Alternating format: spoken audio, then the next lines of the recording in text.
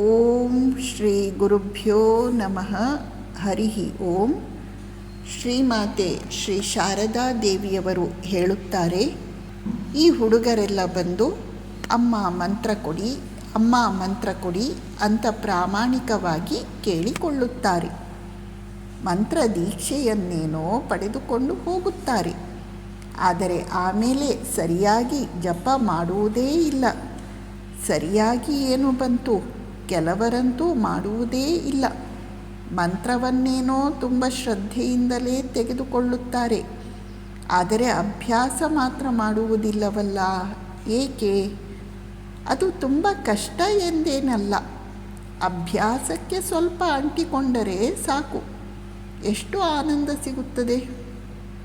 ನಾನು ಮತ್ತು ಯೋಗಿನ್ಮಾ ಬೃಂದಾವನದಲ್ಲಿ ಅದೆಷ್ಟು ಹೊತ್ತು ಎಷ್ಟು ಆನಂದದಿಂದ ಜಪ ಮಾಡುತ್ತಿದ್ದೆವು. ಶ್ರೀಮಾತೆಯವರು ಹೇಳುತ್ತಾರೆ, ಜನ ಬರುತ್ತಾರೆಯೇ ಯಾವುದೋ ಉತ್ಸಾಹದ ಭರದಲ್ಲಿ ಮಂತ್ರದೀಕ್ಷೆಯನ್ನೇನೋ ಹಠ ಮಾಡಿ ಪಡೆದುಕೊಳ್ಳುತ್ತಾರೆ. ಆದರೆ ಶ್ರದ್ಧೆಯಿಂದ ಜಪವನ್ನು ಮಾಡುವುದಿಲ್ಲ, ಶ್ರದ್ಧೆಯಿಂದ ಅಭ್ಯಾಸವನ್ನು ಮಾಡುವುದಿಲ್ಲ.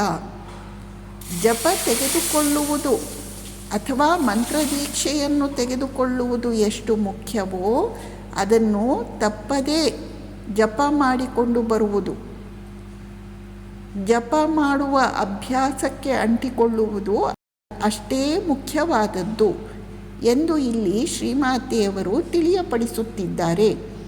ಶ್ರೀಮಾತೆಯವರು ಒಂದು ಉದಾಹರಣೆಯನ್ನು ಕೊಡುತ್ತಾರೆ.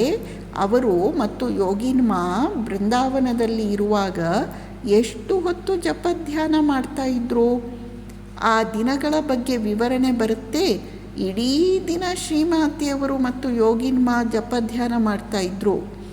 ಯೋಗಿನ್ಮಾಗೆ ಕಣ್ಣ ಒಳಗೆ ಹುಳ ಹೋದರೂ ಗೊತ್ತಾಗ್ತಾ ಇರಲಿಲ್ಲ.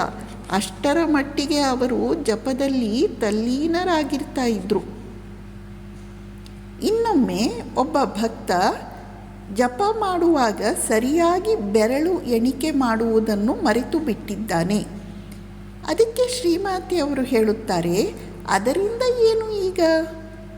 ಇವೆಲ್ಲದರ ಉದ್ದೇಶ ಮನಸ್ಸನ್ನು ಭಗವಂತನ ಕಡೆಗೆ ತಿರುಗಿಸುವುದು ಅಷ್ಟೇ. ಮನಸ್ಸನ್ನು ಭಗವಂತನ ಕಡೆಗೆ ತಿರುಗಿಸುವುದು ಅಷ್ಟೇ. ಜಪ ಮಾಡುವಾಗ ವಿಧಿವಿಧಾನಗಳು, ರೀತಿ ನೀತಿ ನಿಯಮಗಳು ಅವೆಲ್ಲವನ್ನು ನಾವು ಒಂದು ಹಂತದವರೆಗೆ ಪಾಲಿಸಿಕೊಂಡು ಬರಬೇಕು. ಜಪ ಮಾಡುವಾಗ ಬೆರಳಲ್ಲಿ ಎಣಿಕೆ ಮಾಡುವುದು, ಜಪಮಾಲೆಯಿಂದ ಎಣಿಕೆ ಮಾಡುವುದು ಇವೆಲ್ಲವನ್ನು ಮಾಡಬೇಕು. ಆದರೆ ಮುಂದುವರಿದ ಹಾಗೆ ಭಗವಂತನ ಸ್ಮರಣೆ ಮಾಡುವುದೇ ಮುಖ್ಯವಾದದ್ದು. ಮನಸ್ಸು ಭಗವಂತನ ಕಡೆಗೆ ತಿರುಗಿಕೊಳ್ಳುವುದೇ ಮುಖ್ಯವಾದದ್ದು. ಉಳಿದದ್ದೆಲ್ಲ ಗೌಣವಾದವುಗಳು. ನಮಸ್ಕಾರ.